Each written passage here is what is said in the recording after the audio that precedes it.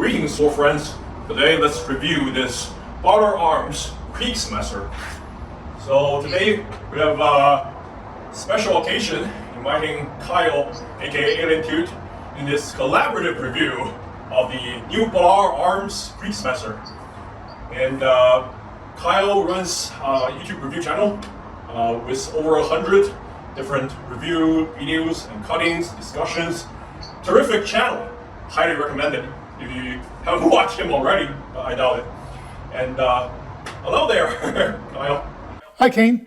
So for my viewers, I'm reviewing this Balaur Arms Kriegsmesser in collaboration with my friend Chen, who also does a review channel here on YouTube, and he's got a lot of great reviews. I've linked to several of them and sampled a few in my reviews. I highly recommend checking out his videos and his channel. He's a great reviewer. And today we're going to be collaborating on reviewing this Kriegsmesser. In the late 15th century and the early 16th century, a special class of sword emerged called the great knife, or the messers.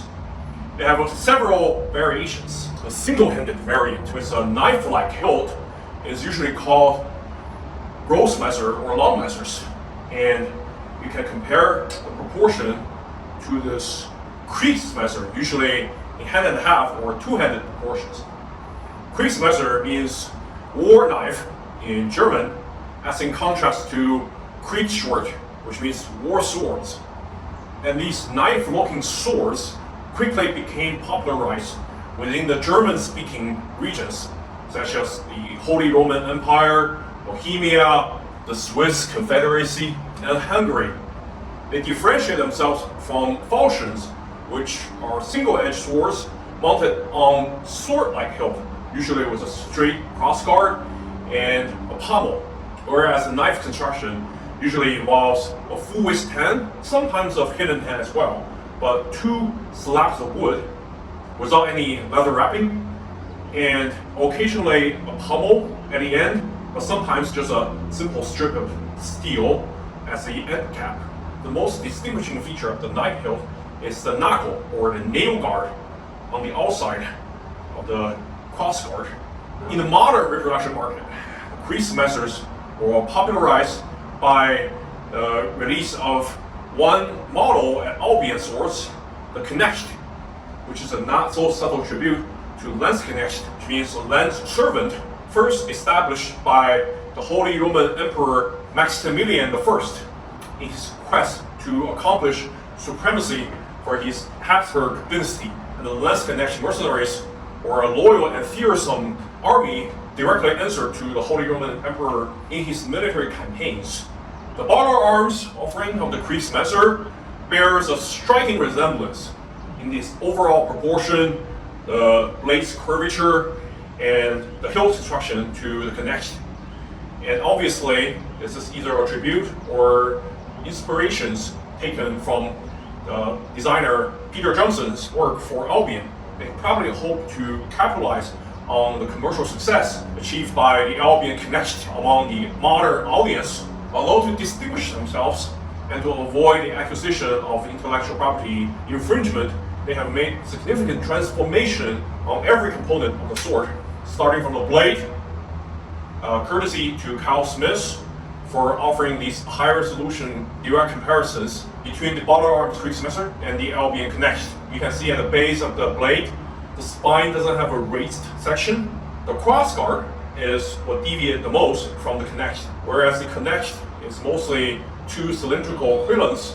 The Balaur Arms example took inspiration from messers housed at the Museum of Art History in Vienna, having this transition from the blocky central part to the risen geometry on the quillon to a bulbous extremity.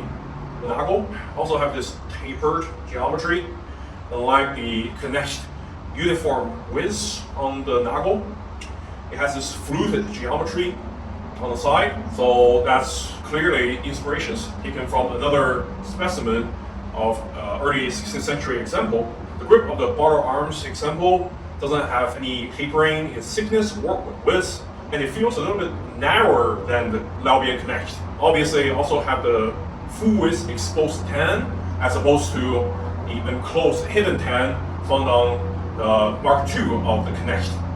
The pommel of the two swords have a similar beak-like appearance. Similarly to the Knecht, the Balaur Arms example have one groove on each side of the wooden slab, running all the way through the pommel. Unlike the groove on the Knecht, where it terminates before the end of the pommel, this goes through the entire pommel. Functionally, this doesn't make any difference. It doesn't make the sword less comfortable or in any way. However, it does alter the appearance to make it stand out from the Knecht. Now we look at the overall proportion of the sword. Blade length is specified at 33 inches, although there are some minor differences on each example. On mine, it's 1 centimeter shorter than 33 inches. We can see on the side here, on Matthew Jensen's example, it's half an inch longer, and on Kyle Smith's example, it's exactly at 33 inches. Overall length is at 43 inches, about the size of a period hand-and-a-half sword, usable in both one hand and easily in two hands.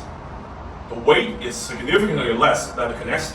So I would say, clearly, the designer at Kult Athena for the Balaur Arms Kriegsmesser is gunning for this little brother of the Knecht. Both in appearance and handling, it just feels a lot lighter and agile. Overall, it's just a smaller war knife.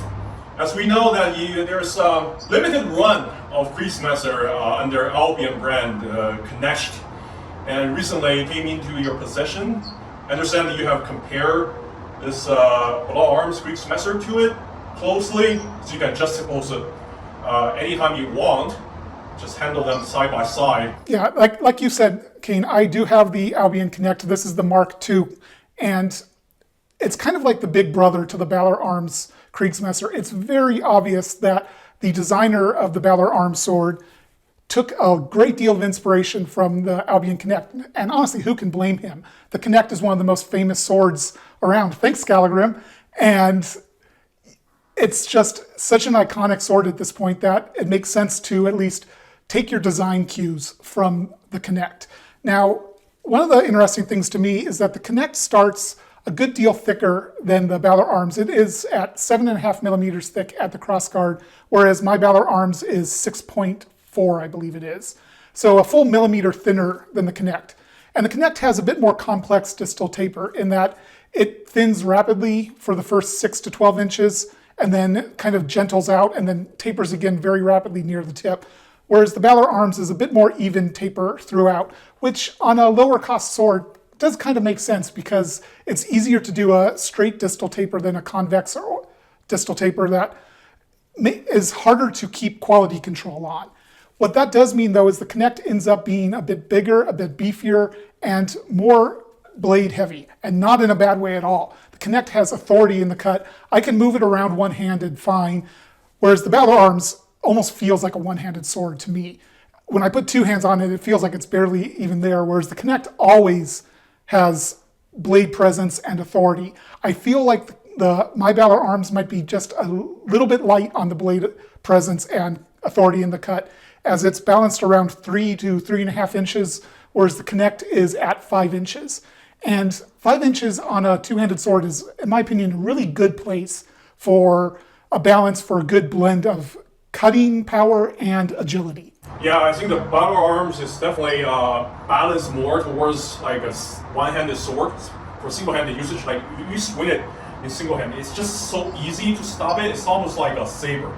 Very balanced towards foot combat, like an infantry, maybe even an infantry officer saber in late periods. It feels less of like a two-handed sword, like a Kriegs or a war knife, cleave someone in half. I think it's probably geared more towards civilian dueling, like plainclothes dueling, where you don't have to cleave through a lot of material. Maybe Gambison as well, but definitely not for armor combat, because you really don't want a blade this thin and this light to clash a lot with like heavy plate armor. Probably not conducive to its overall, integrity, or even though it's quite solidly constructed. And I want to talk about the Hilt construction rather, where the nagel just drives through the crossguard and the blade where the blade meets the tang. And that's the proper construction for messers. And I noticed on Jensen's review, and as spoiler alert, he hit nagel with some pretty full force blow with a large naginata simulator, like a very thick, very long, like just a staff, beating down on the nagel, and it came loose. And it puzzles me that even though it drives through, where you can see through the gap that it drives through the blade, I don't really see the pin. Is it in any way visible on yours? No, I do not see it either, which, yeah, you're right. That is interesting. And it is noticeable that there's very slight gaps between the nagel and the crossguard. They're very minor, but I can get a sheet of printer paper in there and move it around. Whereas on the Knecht, I can't do that at all. It is extremely tight. So the tolerance there might be a little bit too large, might not be quite as solidly connected as it could be.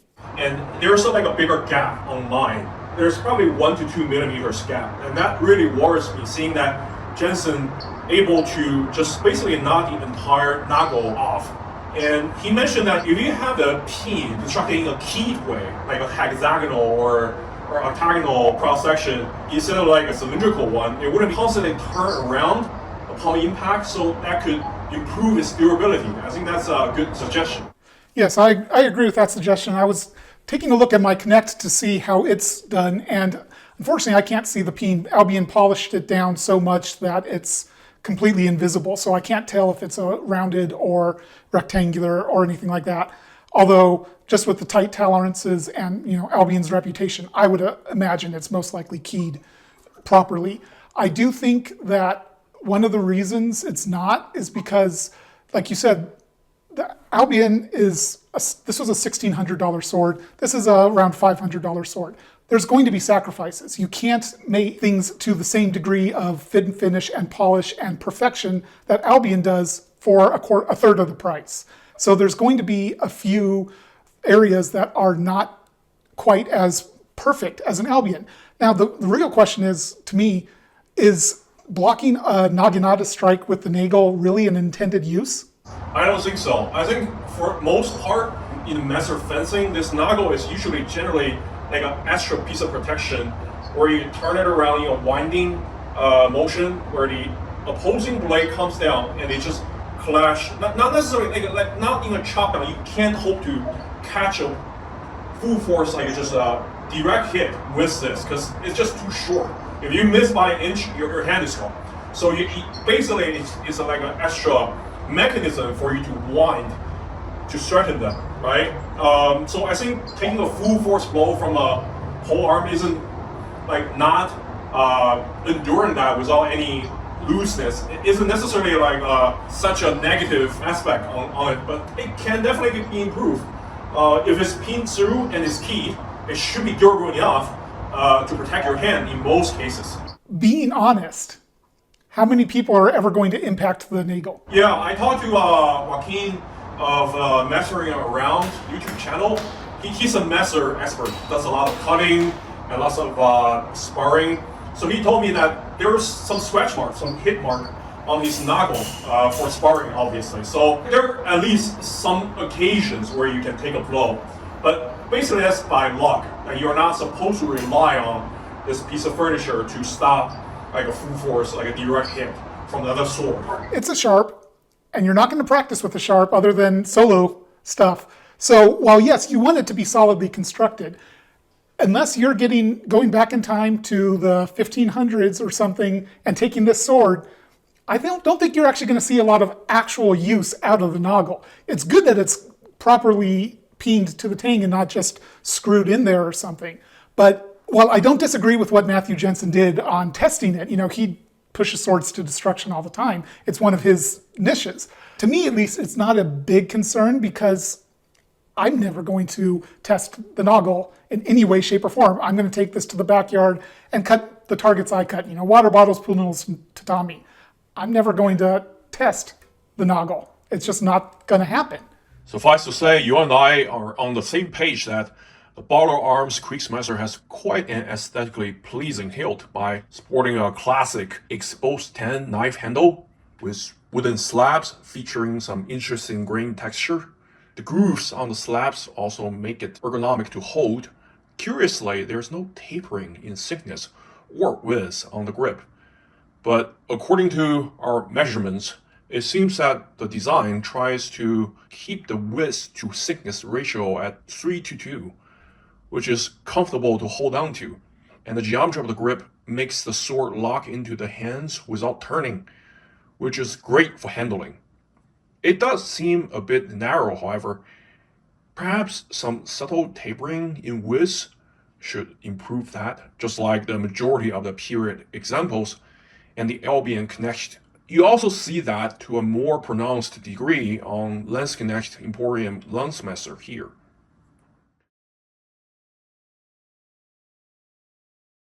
Due to the change of climate after the sword is shipped to the customers, the wood slabs have contracted somewhat, so the full width tang has jutted out to create some lips.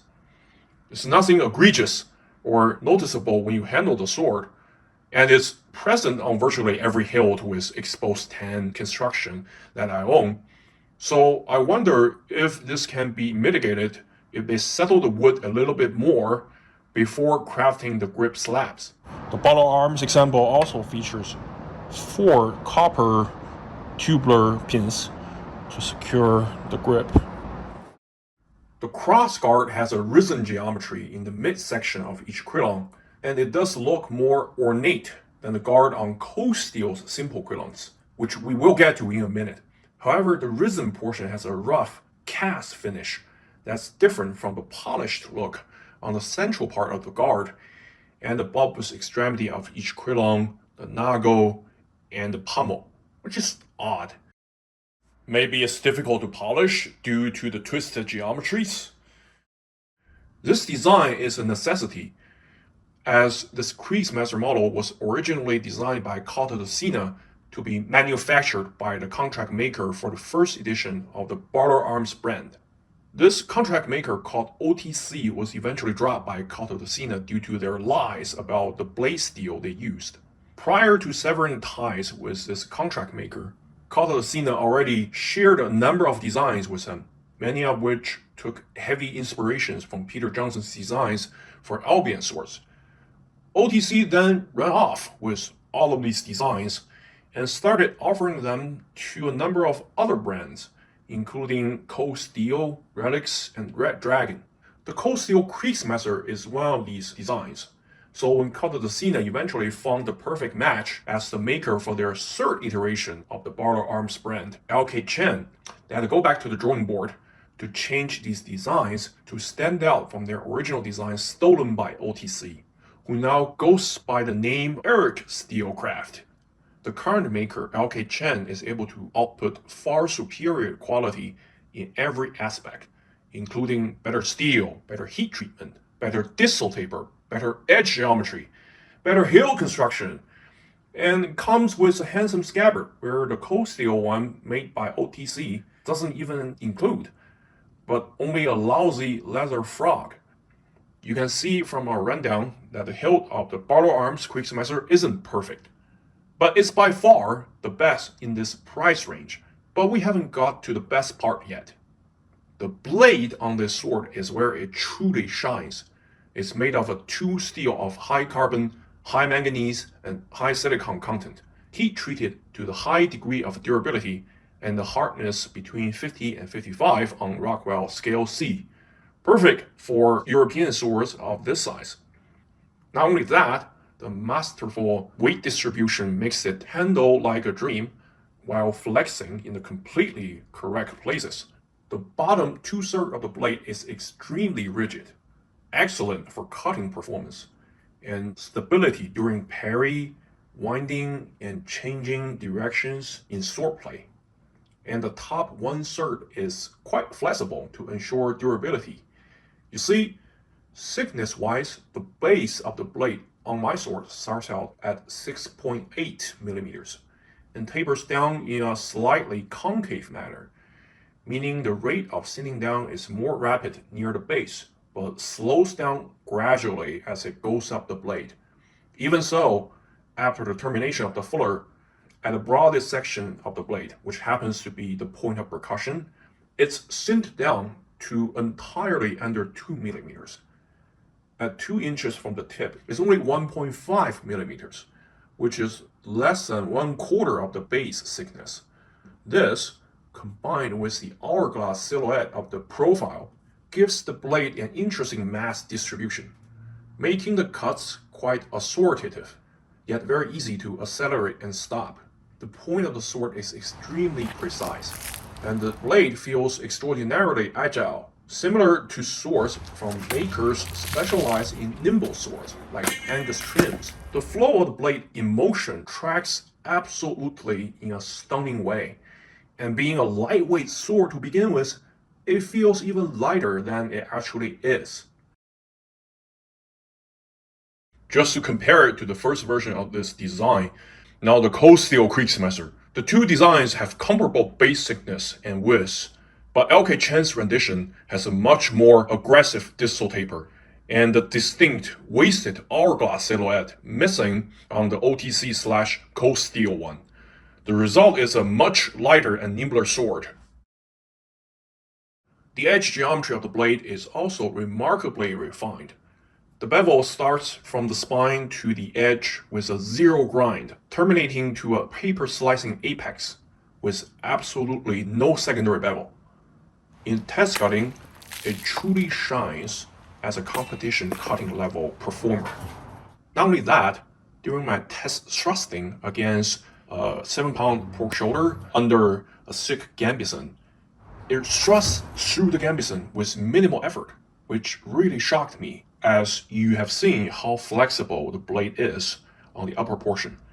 But it went through gambeson like nothing's there and created a wide wound due to the tip geometry. So this would be extremely proficient in cut and thrust against lightly armored opponents. The blade has a nice satin finish. There's some minor rippling to show the hand-forged and hand-ground processes, but otherwise the surfaces are flat and the edges are even. The fullers on both sides terminate to the exact same spot, and the terminations are clean and nicely formed. Now the blade portion of the sword is as good as it can get. Now let's look at its performance.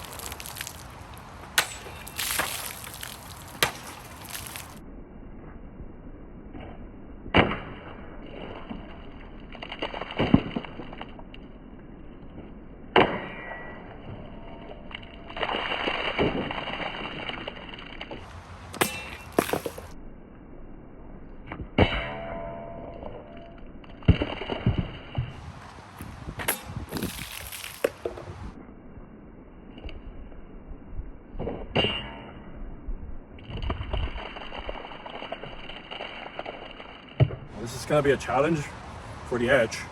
Pomegranate juice, and it's also domed.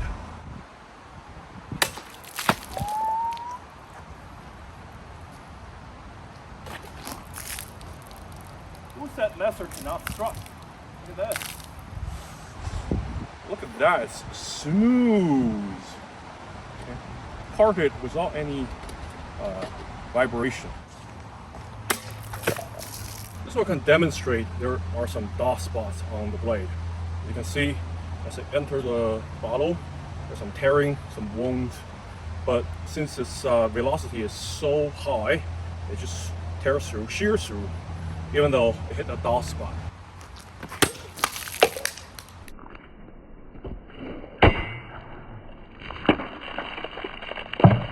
Actually, it did pretty decent. Look at this. Just a little bit scooping by the end.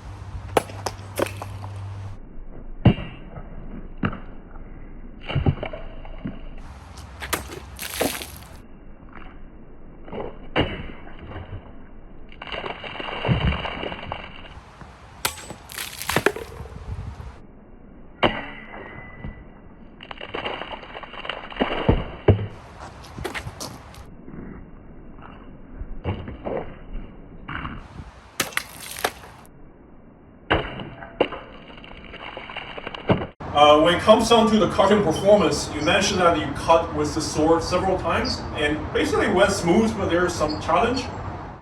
Yeah, so I really struggled to get good clean cuts with the sword. I could get some good cuts, and other times I would just kind of bash water bottles and pool noodles.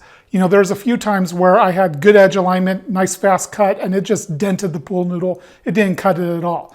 I haven't done tatami yet. I'm probably not going to with the sword because my cutting stand is in pieces. I don't think I'm going to have time to do tatami for it.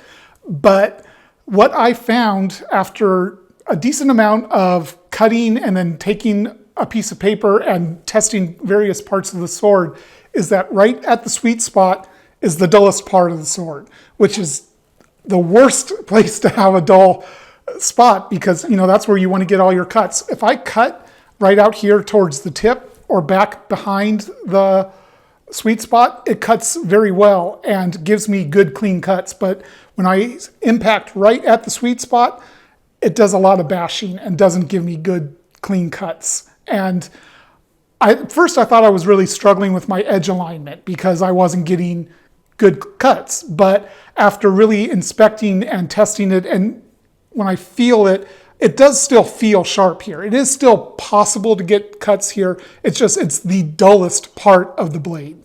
Yeah, and that's my experience as well. But this one is a better example. It just, overall, it's sharpened very well. I would say like 95% of the edge is incredibly sharp. You can just take it out of the box and probably go do some cutting competition and it will suffice.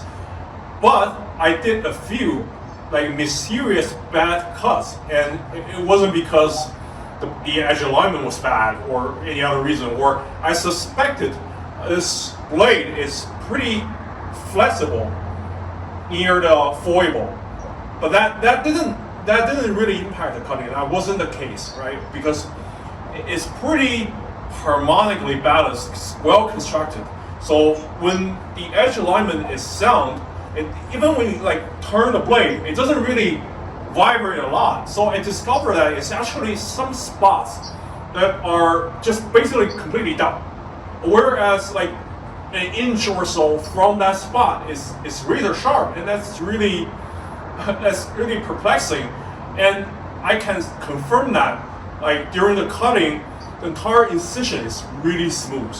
But as it part the target, some of the material is just completely torn out, as if there was no edge at all. Whereas the edge next to it, the cut next to it, is perfectly smooth. So it seems to be like a consistent problem with LK Chen swords, at least some of them. I've heard different people complaining about this on their different models, and some people just receive a blade that's razor sharp at the bottom half and it's not sharpened at all on the top half. That's just, I don't know how you can justify that, because you basically only cut with the top half of it. The bottom half is for parrying. It doesn't matter if it's even blunt. Like it's not even properly, like have a very thick bevel. That wouldn't really matter that much. It wouldn't really have like an impact during fighting. But you really want the top half to be sharp. And near the tip on my sword, there's some spot you can just feel it's gonna slide off the nail. Whereas this part, it just bite. It will just stay there. So there's some inconsistency there. And again, it shows that they're capable of sharpening the sword to the proper degree, to the adequate degree. There's just some things wrong with their process, that on some of their pieces, there are like dull spots, maybe on all of their pieces. But on some ones, some of them are much more severe, and it would just impact the cutting performance. And I think that it's not really difficult for the end user to fix this, because the edge bevel is a singular bevel from the spine to the edge. It's just like a V-shaped cross section. It's extremely refined. There's no niku or muscle behind it, which could make it a little bit less durable on blade on blade contact. But otherwise, if you encounter organic material, you boom. That's not gonna be an issue. I have some experience with sharpening. If the edge bevel is refined, really it takes you maybe 2 or 3 minutes to take it to razor sharp. And on these dot spots, like just 1 or 2 passes, it's gonna be totally sharp now. But when they sharpen 95% of the edge, there's no justification for them to leave like 5% just blunt. I think what's going on here is, these are handmade. I don't know how much handmade they are. I don't know if it's mostly stock removal or forging. I'm not sure exactly how LK Chen gets the blades to shape, but they're very clearly hand finished. The overall design is very good, and they get very close to accurate. There's not even a micro bevel here. It's one smooth bevel all the way to the end, but it's just by hand. They are I'm guessing they're, when you're doing it by hand, you're running against a belt sander, they're probably wavering a little bit in their motions, and they're not being quite consistent enough. And what that tells me is they're also not testing each sword as much as they should be, which is the quality control part of it. Because I know LK Chen does testing on their designs. We've seen them post videos of them cutting tatami with these models, but they clearly didn't test every single one, because this would not pass. Because right here, I won't say it's dull. It's not blunt here. It's sharp enough that I don't want to run my finger on it along the blade, but it is most definitely less sharp than if I bring it up here, where I feel like if I put a whole lot of pressure on it right up here, I'm going to actually cut myself. And I don't want to do that, obviously.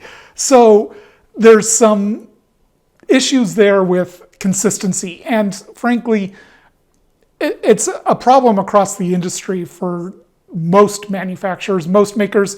Even Albion has this problem where it's just the edge is not finished correctly. And it's, like I said, it's a problem across the industry that really does need to be fixed, in my opinion. Yeah, and we have to clarify, this is already like basically better than, I won't say everybody, but 95% of other makers, just from high end to low end, other than Japanese swords. The way I would put it is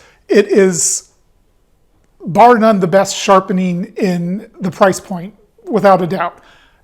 It's better than a lot of higher end sharpening, such as Albion, which I have seen a few that have been this sharp. The Maximilian I did a video on recently was very, very sharp, comparable to this one, but it's inconsistent from Albion. It's inconsistent from everybody. There's only a few makers that I have seen that put out swords this sharp, even with this dull spot. Now, if we talk about the sharpness, I think there's an issue coming up. That on the Alexandria sword, it's quite sharp, but the locket design enveloping the entire mouth of the scabbard. So when you draw the sword, you run the risk of just dulling your blade. Whereas on this Kriegsmesser's scabbard, it goes all the way to the mouth, but it doesn't really envelope the aperture of the scabbard. So I think that's a thoughtful design. And especially when you have like a single-edged sword, you basically draw with a spine press against, your edges away from not just the metal, but also any wooden core. So there's no risk of dulling it. I think I really love the design of the scabbard. What's your opinion on that? It is a beautiful scabbard. I really like the details they put into it. It is notably heavy, though. It's over a pound. I think it was around 1.5 pounds. And, you know, that's pretty substantial for a scabbard, but it looks gorgeous. It is the best scabbard probably in the price point and above, honestly. And I think this is, again, something that Cult of Athena did to really set themselves apart from the cold steel version of the Kriegsmesser, because that one says it comes with a scabbard, but comes with this very, very cheap, just sword frog that I would never use in a million years. To get a full, beautiful scabbard along with a gorgeous and well-executed messer is quite the deal. Oh yeah, usually the scabbard costs more than the sword itself. Yes. That's generally the case if you custom commission from someone. Even it's the most bare bone fundamental, just a wood core with some leather wrapping without any adornment, it's going to cost you more than a sword. And I think that this is a great deal. I think the overall, the profile, I'm not talking about the silhouette, just the thickness, right? Could be trimmed down, slimmed down a little bit. It could weigh a little bit less, because this is just like a wooden block. It's very durable. It's a little bit heavy, and but otherwise, you know, the detailing of the foliate pattern on the scabbard, it has a nice contrast. It has this aged gilded look. It has a nice crisp contrast with the black leather. Its leather is LK Chen's usual. It's very supple, but it doesn't feel loose. It feels nice when you touch it, when you grab it. It's just a very nice choice for leather. It's different from most leather we see here in the US. If you commission any custom scabbards, the choice of leather is going to be different, for sure. But I checked with LK Chen, and they said they source genuine cow leather, and they are actually very proud of the choice they made. So for me, it works. It has some risers on it for you to place the belt attachment if you want to wear it. The design of the locket and the chape with this risen geometry, a little bit reminiscent to Toss Cutler's chape design, right? Yeah. It's a thoughtful design on Cutler Cena's part, and it also has this decorative pattern. I don't know whether it's a quadrifoil or something on the locket, so it works. It works for me. I would like to see LK Chen slim down their scabbard cores, though, because I mentioned this on the Italian longsword review. The wood is very thick and it doesn't taper really at all, which just leads to a kind of clunky feel to the scabbard. It's just a bit more substantial than it needs to be. And when you look at historical scabbards, they were generally quite thin, quite slender. So it would be nice to see it slim down just a little bit. And I can say this is true of the Alexandria too. It's got a pretty hefty scabbard. And it's not a big deal, but it would be nice to see it just slim down a little bit. Now the final conclusion. My personal assessment of this sword is it's worth every single penny. The value proposition is crazily good.